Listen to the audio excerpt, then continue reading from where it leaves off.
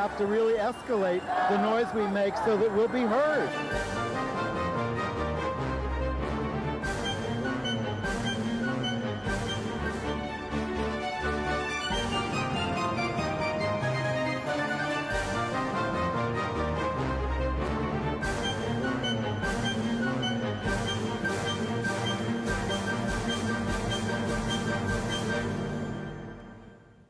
Welcome to Gay USA. I'm Andy Hum, and we welcome back this week Ann Northrup.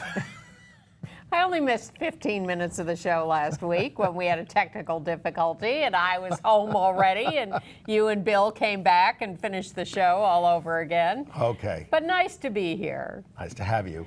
And we do have a lot of news this week to wade through. Starting with the presidential race, which is now pretty much set. Ted Cruz is out, losing after a failed attempt to inflame anti-transgender sentiment. Yeah, let that be a warning to the rest of you. Meanwhile, we've had some nice victories in Missouri, Virginia, and Rockwall, Texas. But there's still a lot of protests against North Carolina, and North Carolina, you can't have productions of West Side Story anymore.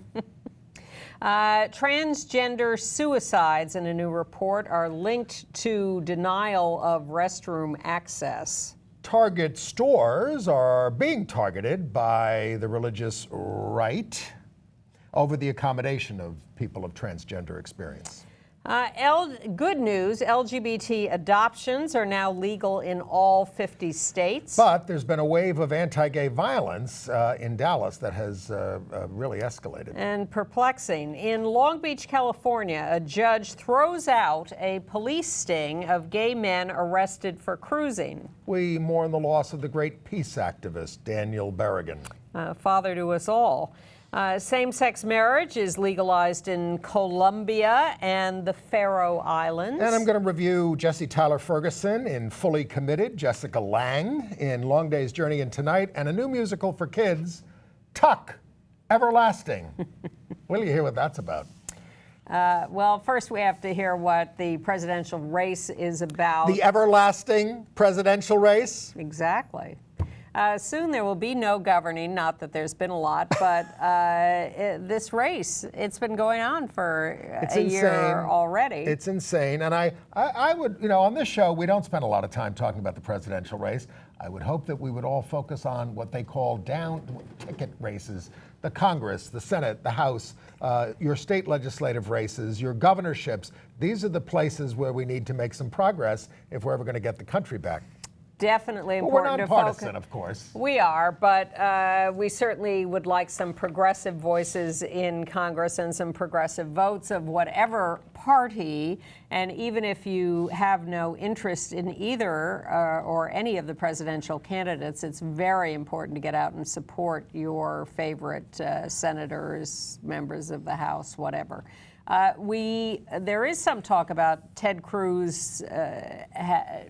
What contributed to his loss was going after transgender people in bathrooms. As the Washington Post said, the appearance of cruelty toward a small group of people during the Indiana primary seemed to make the difference. I mean, that was just not picking up Carly Fiorina when she fell off the stage. But it's all he was talking about in the last week, that he was trying to tar Trump and Hillary and Harry Reid. He kept bringing up Harry Reid, who's leaving, as supporting men going into women's rooms, basically.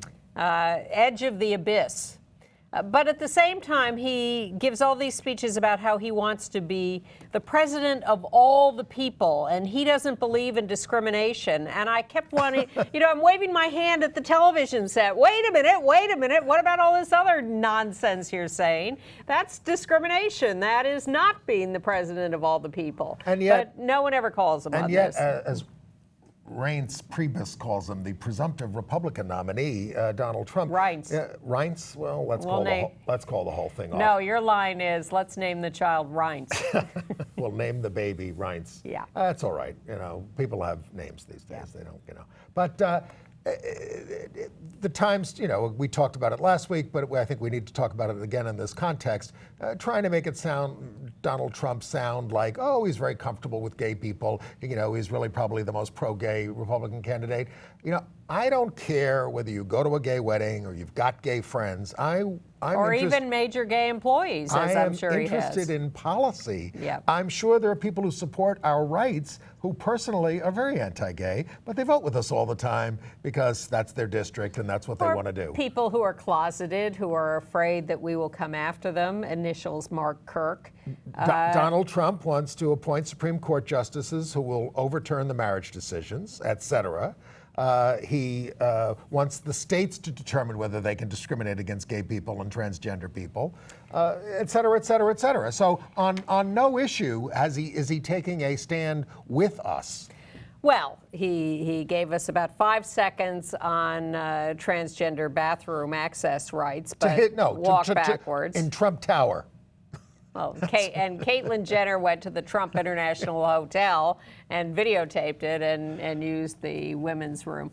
But yes, action, not words. Yes. And you can say that Trump is more independent because he has not, been in bed with some of these other creeps.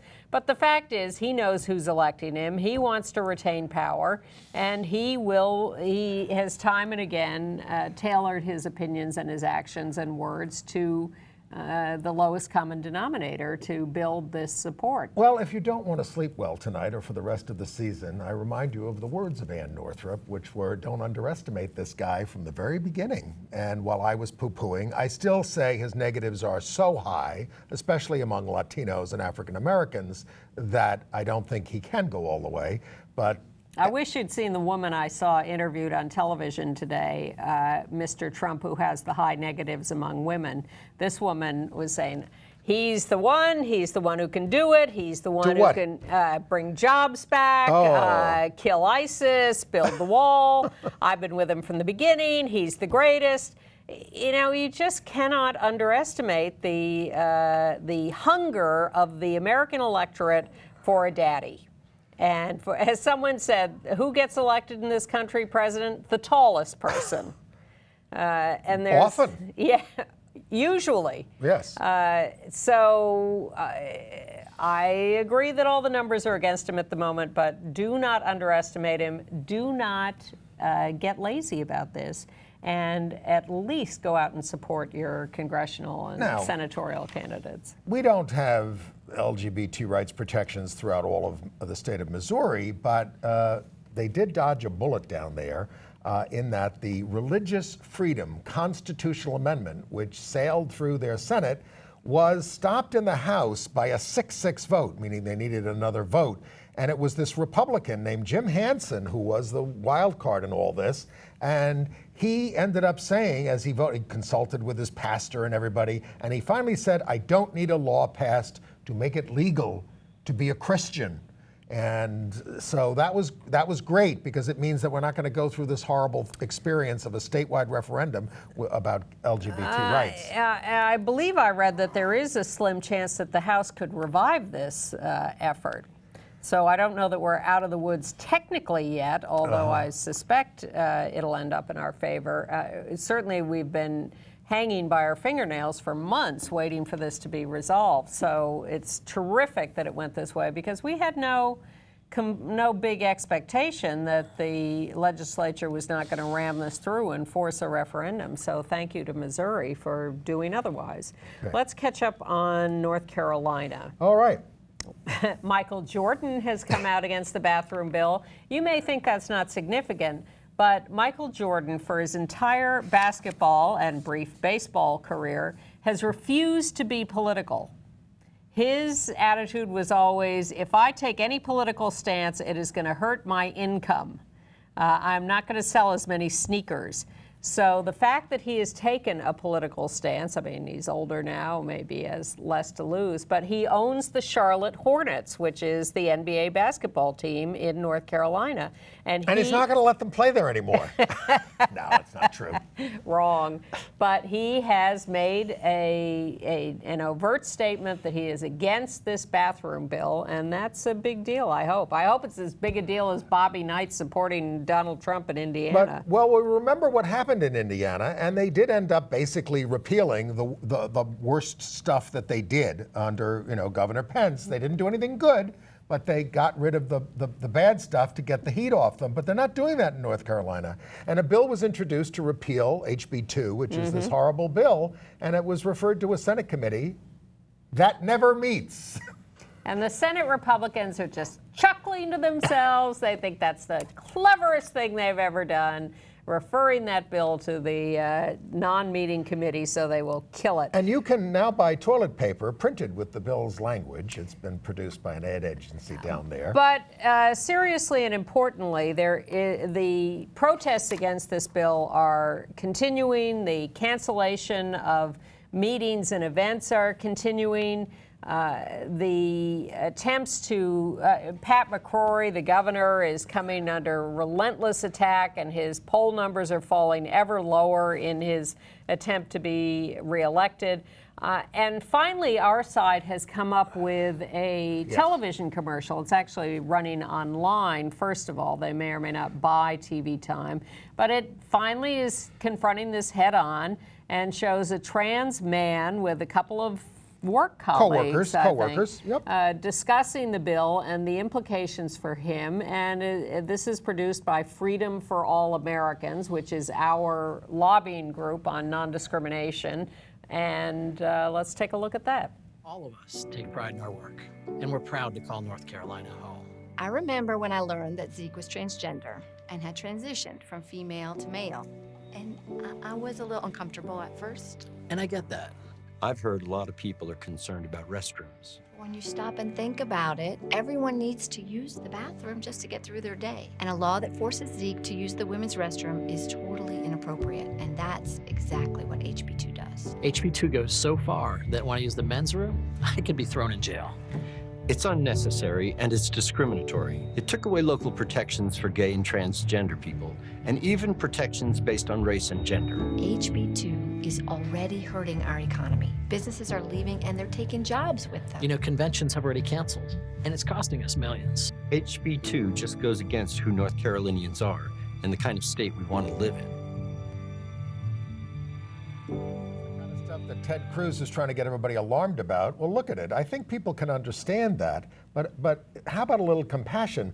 They did a study, the National Transgender Discrimination Survey, and they found that a quarter of the respondents had been denied access to campus restrooms, and of those, 60% said that they had attempted suicide. For those who hadn't been denied access, the percentage of attempted suicide was also very high, 43%. I mean, transgender people denied access were 1.45 times as likely to have tried to commit suicide. So this is a very serious issue, folks. Extremely. And it's why I was glad to see that the U.S. Secretary of Education, John King, was at a conference of the Education Writers Association and spoke out very strongly against the North Carolina law and the Mississippi religious freedom law and called them terrible mistakes. He did, but the question is, and there was a letter written by the top LGBT organizations this week to top federal officials, including him, and to the what's her name, Loretta Lynch, who's our new Attorney General, and White House officials saying, you have got to bring the power of the federal government down on these states and deny them federal funds if they implement discriminatory laws. And that would mean $4.5 billion in federal education funds to the state of North Carolina alone. I think it's time for them to start talking about doing that publicly. I think it was understandable that they took a little time to see how things were playing out.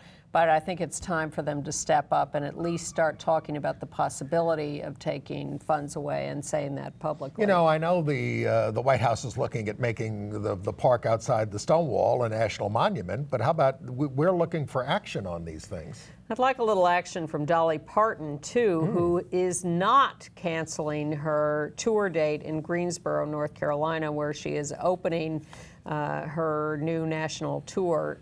The quote from her is that she doesn't like to get caught up in controversial issues. Is that because you might be a little closeted, Yeah. Dolly?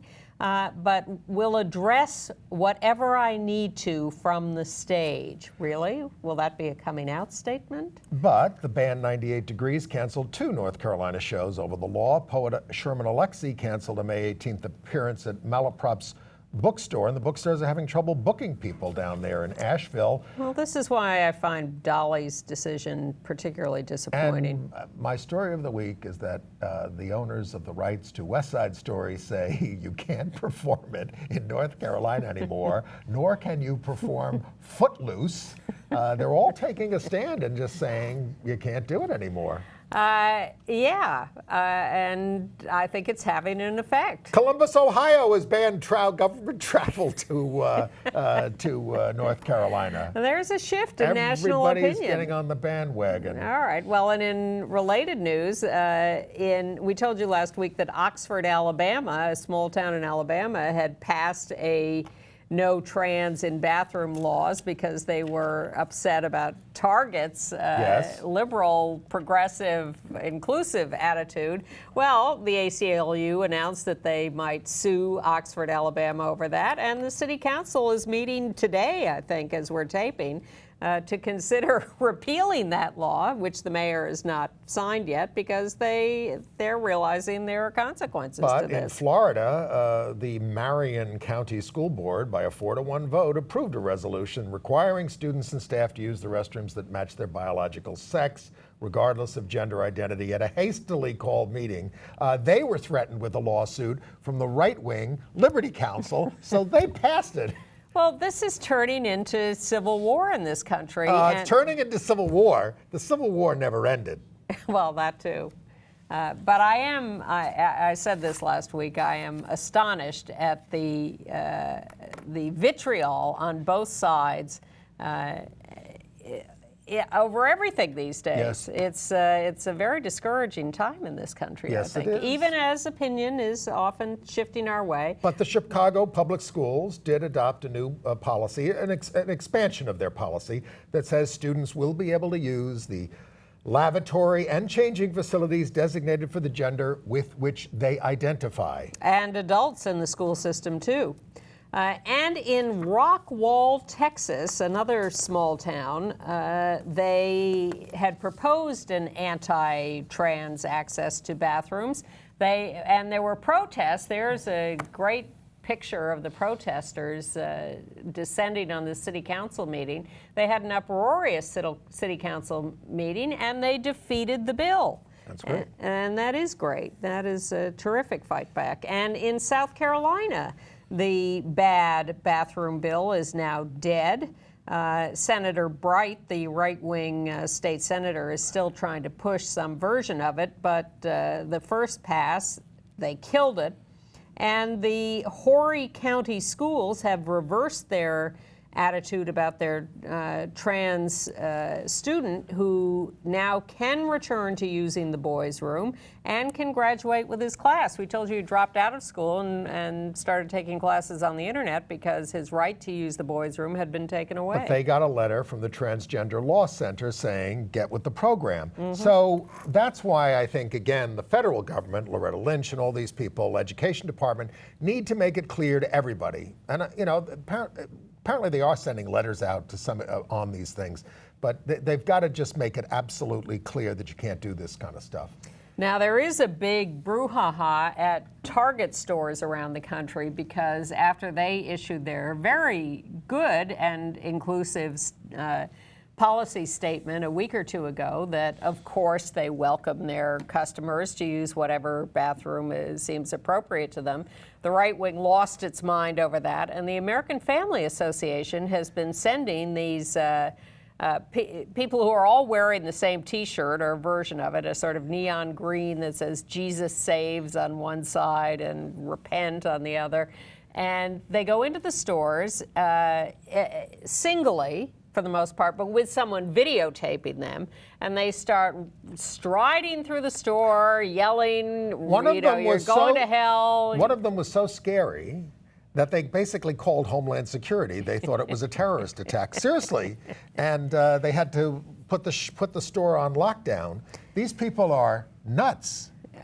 Well, they look nuts, but they are doing this very deliberate campaign. And frankly, we used to do stuff like this with ACT UP, where we'd go into some place and act up a little. But they're using our techniques. They go in, they have someone taping the whole event, and then they put the tape up on YouTube. What are we going to do about Texas? The lieutenant governor there, Dan Patrick, is supporting the boycott of Target and says, I will not spend a single dollar with any business that says a man can enter a bathroom with the women in my family or your family.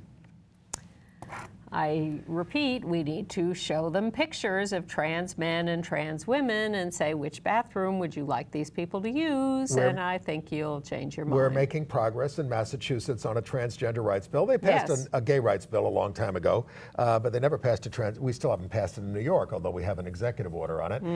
They've got a Republican governor there who says he'll sign it, and it's now making its way after protests. Well, we showed you the protest a couple of weeks ago against the governor when he was speaking at an LGBT event. It drove him out of the room, and he had been very reluctant, and now he's on board. Now, it is a revised bill, and it adds language that would allow legal action against anyone who asserts gender identity for an improper purpose. Well, that is the Yes, law. of That's course. true of all of us. Shouldn't have to be said. It shouldn't have to be said. No, and they did fly. But they said it.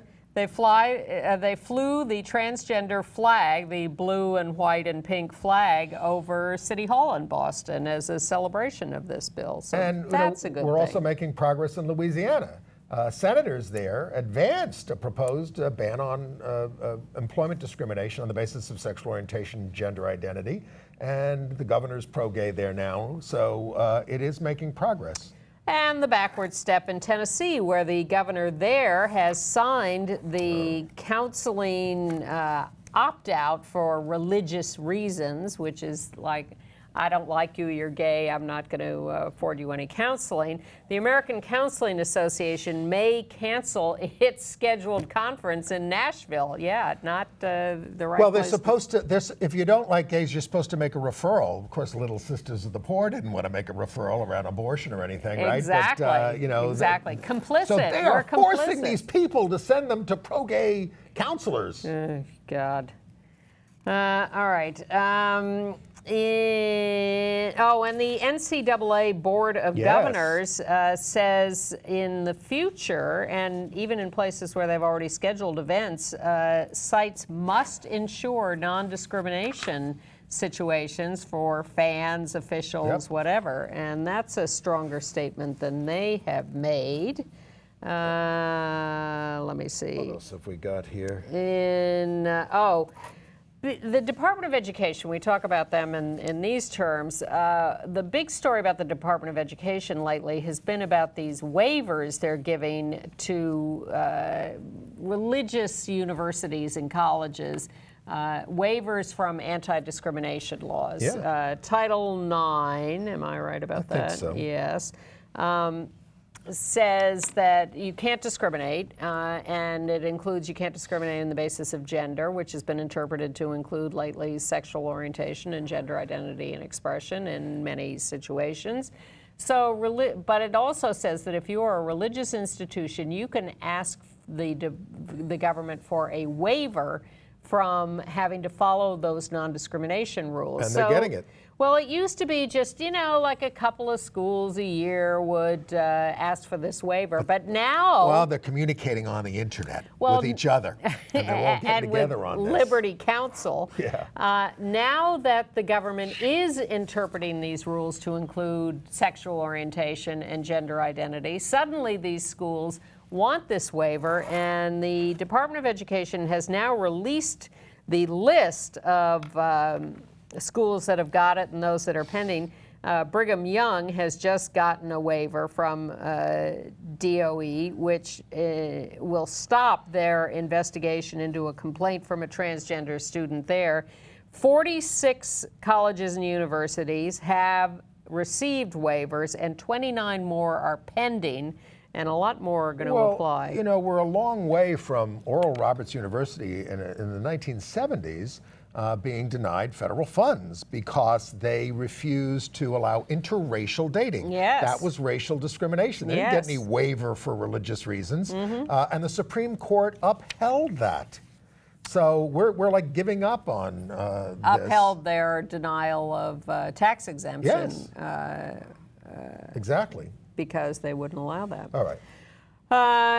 Good news from Mississippi, which has decided not to appeal a court decision that ordered them to allow same-sex couples to adopt, and therefore adoption by same-sex couples is now legal in all 50 states in the United States. This was a case brought by Roberta Kaplan, who won the big marriage case with Edie Windsor. And also in Mississippi, there was a big march on the Capitol by groups like HRC, NAACP, ACLU, all these other groups. They marched on the Capitol over the horrible anti-gay law down there. Hundreds of them, big success. Oh, by the way, you know, adoption was actually something that was a little under the radar for years. People could adopt, and then some years ago, states started noticing that same-sex couples or gay people were allowed to adopt, and they started passing laws. Florida, Utah, Mississippi, a few of them. And there started to be a growing trend to try to outlaw adoptions, and this has now put a halt to all of that. It was a big cause that Rosie O'Donnell fought on, especially in Florida. Yeah. Now we got a new situation in Virginia. Now it used to be when you're going through a divorce, a man and a woman, you know, if the woman took up with another man, you didn't have to keep paying alimony because if a certain amount of time had passed and she wasn't getting married, but she was living with the guy. Yes, it didn't have to be a marriage. It used to be that it was only a second marriage that would stop the alimony, and a lot of people ended up cohabiting so they wouldn't have to lose the alimony. Right. But in Virginia, the law was even cohabiting would make you lose the alimony. So under Virginia law, and this was upheld by the courts for a while, a woman living with another woman or a man living with another man was not considered cohabitation. They had to be of different genders.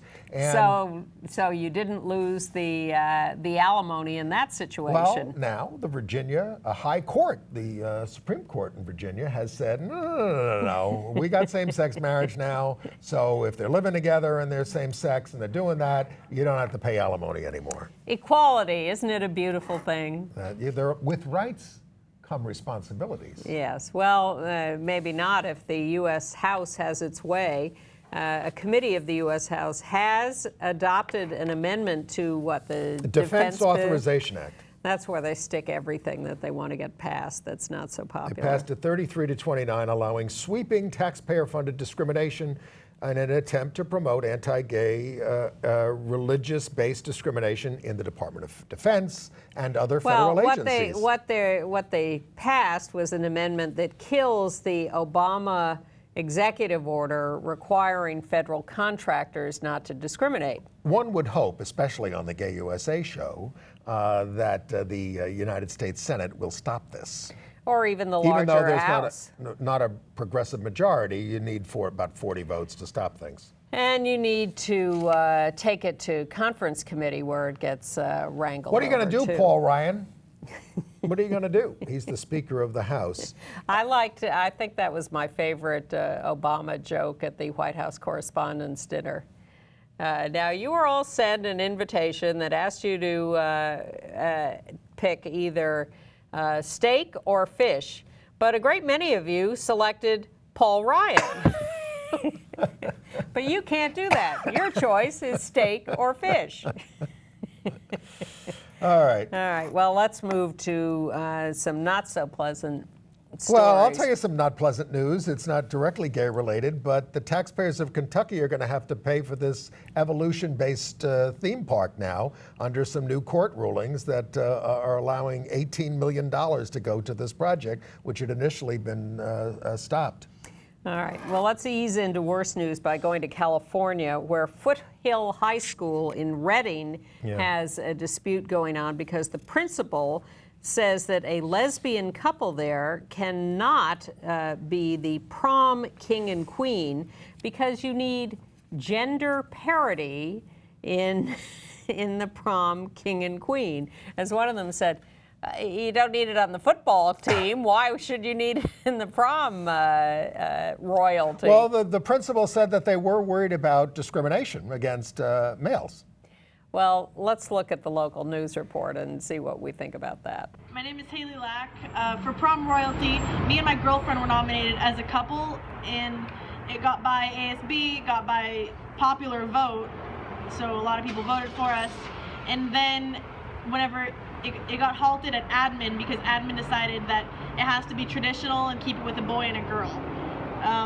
We want to change this because it's obvious discrimination against us both for being in a lesbian relationship, and just we want to be able to change it for future generations so that other LGBT members can come to Foothill and be able to be nominated and not have to fight this battle.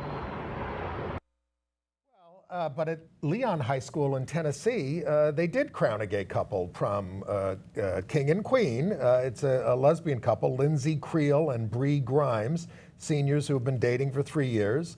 And they said that it was not about titles, but about helping others and raising awareness about LGBTQ issues.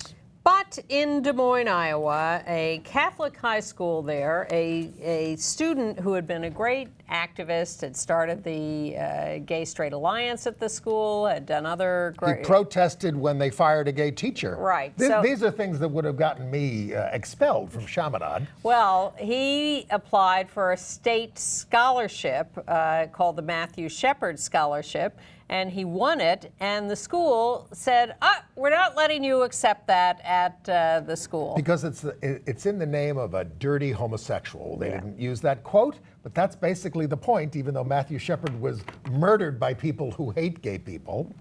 Oh, just awful. Anyway, he's a brave kid. Congratulations to him. He's still getting his scholarship. Yeah. He's just not getting it presented at the ceremony. Go ahead. Well, at the University of Utah, they're going to give an honorary degree to a woman named Lynette Nielsen Gay, but it's supposed to be for her work in Africa with health and things, but she's on the board of Family Watch International and the World Congress of Families, these far-right anti-gay groups, which they didn't include in her bio when they gave her the thing, so she resigned from these groups. Well, which first, is something, I suppose. The students protested when they realized that she was on the boards of these groups. So the university... It's a secular university, University of Utah. This is not BYU. This is the University of Utah. So the University of Utah's initial response when the students said, hey, you're giving it to this woman who's with these hate groups... Oh, but she's done some good things, don't you think? No, that's what they said. It is. What they said was... They scrubbed those credits off her bio in the award booklet or whatever. And then, after more protests, she resigned from at least the World Congress of Families. Well, my favorite story of the week comes from Long Beach, California, where a judge out there has slammed these gay sex stings that were going on by the police there, calling them discriminatory. And he said, these guys are cruising so that they can meet each other and go home and have sex and things. What the hell's the problem? You hate gay people. You have an animus towards them. I'm throwing this case out. And that's terrific. In Oregon, the Sweet Cakes bakers who were ordered to pay a $135,000 fine for refusing to make a cake for a lesbian couple who were getting married are appealing the fine and still trying to get out of this. And who is representing them in court? Boyden Gray, there's a blast from the past. He's the lawyer who was the White House counsel for President George H.W. Bush and the First Liberty Institute of Texas. And in Coeur d'Alene, Idaho, they have settled the case between the town and the Hitching Post wedding venue. Yeah, this is a strange case. You're going to need to explain it to me. I'm not sure I can, but the Hitching Post has some kind of religious affiliation, but they thought they were not going to be able to reject same-sex couples for weddings because the town passed a non-discrimination law, and so I think they sued the town, And the town said to them, well, you're not subject to this law. But nonetheless, the town is paying them $1,000 to settle the case, end the case, so that they don't have to get rid of the ordinance. And they're not getting rid of the ordinance, yes, which is good. Now, there's a horrible story in Dallas in the gay neighborhood of Oak Lawn, where since September, there have been 17 recorded and reported attacks on gay men on the street. This is the gay neighborhood. And they think there may have been a lot more that weren't reported. So we see things like this in Greenwich Village, too. Well, I'm going to tell you about a couple in New York, but 17 since September that have been reported. Let's take a look at the local news report on the latest one. A couple in Warren is devastated after their 2 grown children suffer a fatal overdose the same day. Sorry, that's not it. Well, it happened to a guy named Craig Knapp. He was jumped, called a homophobic slur while walking his friend's dog a block from the Cedar Springs Strip, which is the gay section.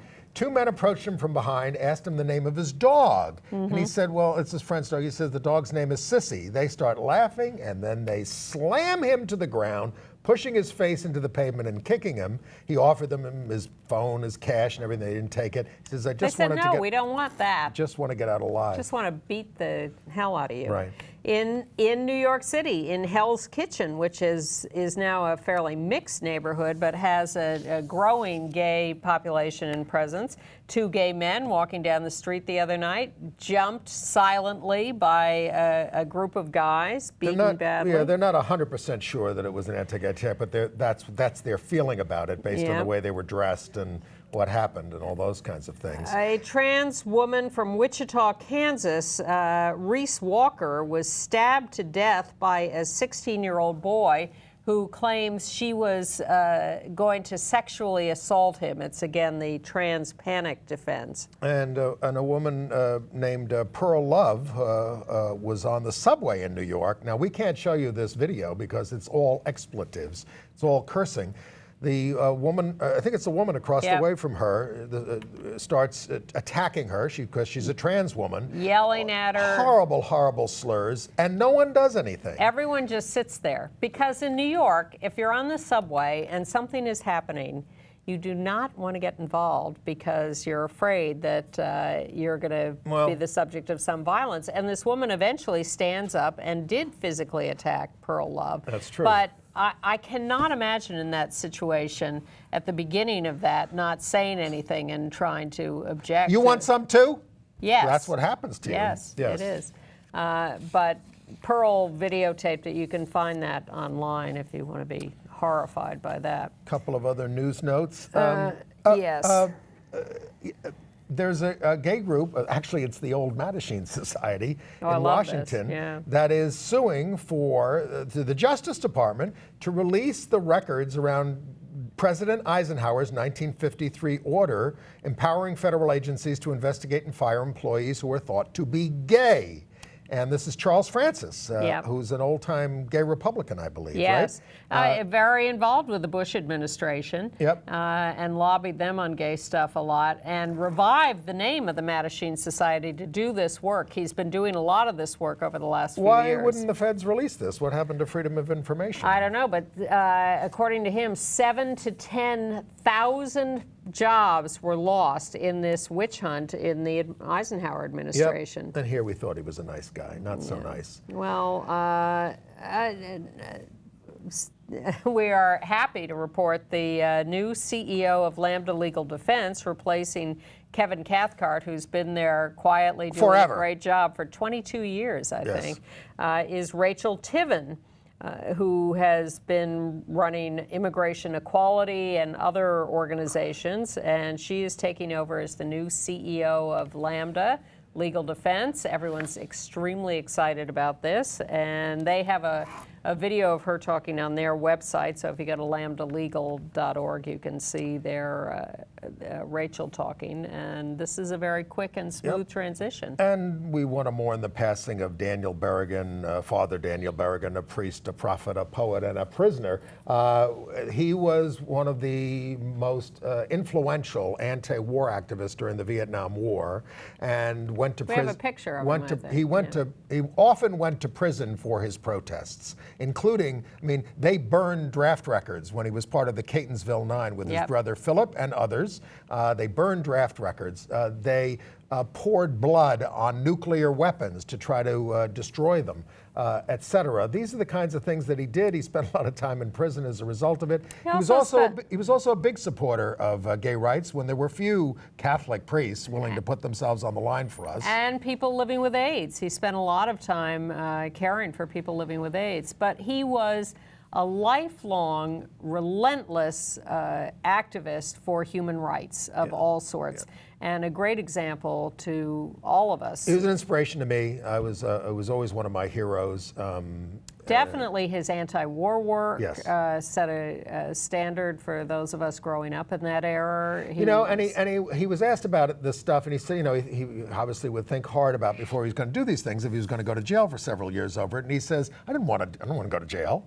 He said, but I could not do it in terms of the protests, and that's why he did it. Well, I think I was about to say we need more of that today, and of course we do. But I think a lot of what we reported on today and every week is more and more people locally standing up in their neighborhoods and taking responsibility for objecting to bad things. It just involves speaking up. I remember the guys who founded speaking up and showing up. Well, yes, the guys who founded the Hetrick Martin Institute, Damian Martin, Emery Hetrick. The reason they started this group for LGBT youth was because they said someone needed to be speaking up for these young people, and gay people were always afraid to do that in the old days, speaking up for kids. They didn't want to be associated with kids because of what they used to call us child molesters, just like they're going after transgender people today who just want to go to the restroom. So they did. They had the guts to do that. They got a lot of other people involved. They broke the stigma around that, and that's how things change. Well, I look at those protesters in Rockwall, Texas, and say, there's no big national group getting them out there. They're doing it on their own, and they're showing up, and it's really just fantastic, inspiring and terrific. Okay. By the way, 58 members of the House of Representatives have asked the Social Security Administration to give survivor benefits to Anthony Gonzalez in New Mexico. He was married to Mark Johnson, but only for 6 months because, marriage wasn't legal. They'd been together for 16 years. But the Social Security Administration has a law that you have to have been married for 9 months to avoid fraud, marriages. But a lot of members of the House of Representatives signing on to this idea that special cases should be noted in because we weren't allowed to get married all those years. And you and I might be at the meeting on Monday, May 9th at PS 41 on West 11th Street, where the Secretary of the Interior, Sally Jewell, will be there to hear comments on the creation of Stonewall Park, a national historic... Right. They want to make the little triangle park across the street from the Stonewall to be a national monument so that they can build out a gay LGBT history thing for the whole city, really. Yeah. Yeah. And that would be nice. And it's up to President Obama. Okay. International news. Well. Finally, Colombia. Yes. Same-sex marriage is legal. The Constitutional Court has finally come through. They have officially legalized same-sex marriage. It was a 6-3 decision that was being held up by one of the judges who was just delaying the inevitable. They had, solemn unions will be automatically converted to marriage, and there's talk of a big mass wedding of same-sex couples. In Northern Ireland, the Sinn Féin party is going to be pushing legislation to finally make that part of the United Kingdom have same-sex marriage. It has been stopped by a minority party, which is allowed to do that under the peace agreement. Same-sex marriage is becoming a topic of conversation in China because the out-gay U.S. consul in Shanghai, Hanscom Smith, I have a picture of him, has married his Taiwanese partner in San Francisco. But because he works in Shanghai, this has become news in China, so there's a little consternation there. Yep. Faroe Islands, they've finally gone through the third reading of marriage, and that is... population 49,000. In Canada, the Conservative Party is trying to decide whether they're going to... Same-sex marriage is legal, but they've always had a platform position against it. And so there are moderates within the party who would like them to drop this. Others want to go farther and say that the rights of Canadian workers who believe in the traditional definition of marriage should be protected, sort of this religious freedom stuff. So we'll see which direction the party goes in. Sounds like a preview of this summer's Republican convention. In Cleveland. Although a nicer version. Italy. Go ahead. The court in Italy says a lesbian couple can adopt each other's kids. Now, in a country which does not have any legal rights for same-sex couples, this is a breakthrough. We told you about that horrible attack in Bangladesh that left the leader of the gay movement dead, hacked to death, and one of his colleagues. We have a picture there of Parvez Mullah, who was the security guard that night, who was trying to fight off these invaders who came in to kill Julaz Manan and his friend. Secretary of State John Kerry has now urged the government there to thoroughly investigate the matter. They did investigate another murder of some dissidents there in Bangladesh. And the U.S. is helping to relocate LGBT people from Bangladesh because they are under such dangerous attack. ISIS took, Al-Qaeda took credit for this. They posted that these guys that were killed were working day and night to promote homosexuality among the people of the land with the help of their masters, the U.S. Crusaders and its Indian allies. Mm-hmm. All right. In Jordan, a Lebanese rock band has been banned from playing because they have an out-gay lead singer. Well, this band has been described as the soundtrack of the Arab Spring, and that's Hamed Sino, who was the lead singer, who's openly gay. And he has spoken out frequently on LGBT issues, but they reversed themselves. Yes, they unbanned him, but too late for the performance that they had already canceled. Yes. In Zimbabwe, the opposition leader, who I guess is running for president against Mugabe again, says he's anti-gay, but he wouldn't persecute or prosecute gay people because gay people have rights. Until those people get into power, and then they change their tune because they're afraid. But Kenya, court will hear two men's challenge to anal examinations for homosexuality. This is how they prove that you are. They look up your anus. It's charming. Unbelievable. Yeah. They do it in Egypt too. It's crazy. And a scary story from Montreal, Canada, where the only clinic in the country that is authorized to perform gender confirmation surgery was hit by an arson attack. A lot of damage. There was already a long waiting list, and now it's going to take longer because they have to repair the clinic. Horrendous. It would be nice if they authorized more than one clinic in the whole country. There aren't that many authorized in this country, for that matter. But it's they haven't found the perpetrator, and that's a scary story. All right, AIDS news. Well, we've told you about how most Republicans want to get rid of Obamacare, and one of the great features of Obamacare, I'm on it, I'm not happy with everything about it, but is that you can't be denied coverage because of pre-existing conditions. Speaker Paul Ryan, who we've been speaking about tonight, says he wants to fund risk pools at the state level to subsidize coverage for people with pre-existing conditions so that they can get affordable coverage, and then you dramatically lower the price for everybody else. If only I understood any of this. Well. Medicare. Okay. And the Food and Drug Administration is launching a big campaign to get young LGBT people to stop smoking. Apparently, LGBT young adults are nearly twice as likely to use tobacco as other young adults. Yeah. So they're trying to say that, okay, a lot of it is the stress of being gay, coming out and all that kind of stuff, and also the venues that gay people go to in terms of bars and things. Well, I think that's less true. But they're saying you can be happy and not smoke. They're working on it. We're waiting to see what happens when AIDS activists meet with the Democratic presidential candidates. I think the meeting with Hillary is scheduled for May 13th. Bernie Sanders had promised a meeting the first week of May. This week he scheduled a meeting and then canceled it. How about a meeting with Donald Trump? That would be nice. That would be interesting. I think it's mandatory, but we'll see whether he agrees to that. Let's make a deal, Donald. There's a lot of work going on to shape an agenda for the meeting, but basically it's all about how can we end the epidemic, what funds need to be applied where, what education, what testing, whatever.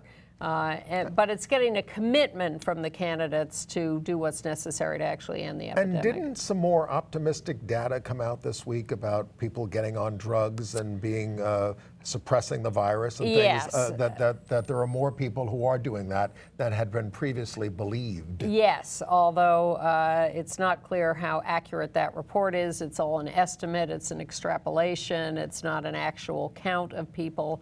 So we need a little more hard look at the data, but we're not letting our guard down We are until not. the epidemic is over. And we do want people to be tested, to be on treatment, to be using prevention, all the standard things. And I let my guard down and went to 3 Broadway shows this week. Well, Tell us, Andy. It's Tony season. Well, maybe we should talk about the Tony nominations. I mean, there's not any kind of a big gay angle on it, other than the fact that Jonathan Groff from Looking, who plays a very effete George III in Hamilton, did get nominated for Best Supporting Actor in a Musical. And some gay directors, George Wolfe for Shuffle Along was nominated, and Joe Mantello for The Humans. And they're giving a special Tony Award Lifetime Achievement to Marshall Mason, the great off-Broadway director, who is a gay man. Okay. All right. In terms of the shows I saw Gay, Jesse Tyler Ferguson, in Fully Committed. Now, this was a little off-Broadway show that ran forever that I never saw, about a reservations agent taking reservations at a very fancy restaurant. And it really just didn't carry over to Broadway, I have to say. It's really not big enough to fit a Broadway house, although I did have a very annoying person sitting behind me who laughed uproariously the whole night. Do you want to hear about some of the others? Yeah, I've got some other stuff, Well, but okay. might as well go through now, these. Tuck Everlasting. It's based on a book, a musical for kids. It raises the question, you can think about this, would you want to live forever and not age if you could? It depends who's president.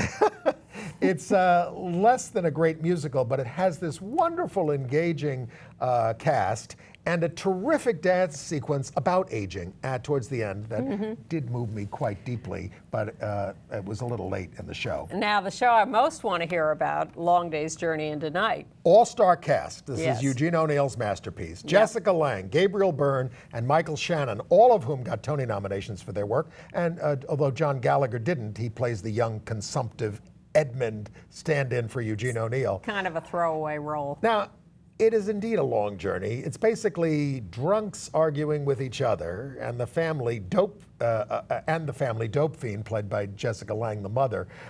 So it's like you're all upset about her, and you're all falling down drunk. I've seen the movie.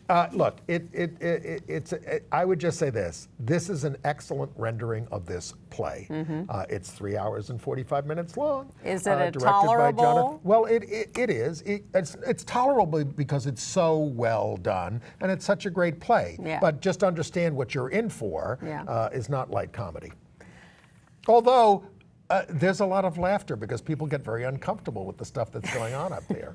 There is. People laugh a lot. There's basically a double feature, or at least 2 gay male films opening in New York and LA. Why wasn't I told? This weekend. Well, you're not on the right list, but I am. You knew about one of them. You just didn't pursue it.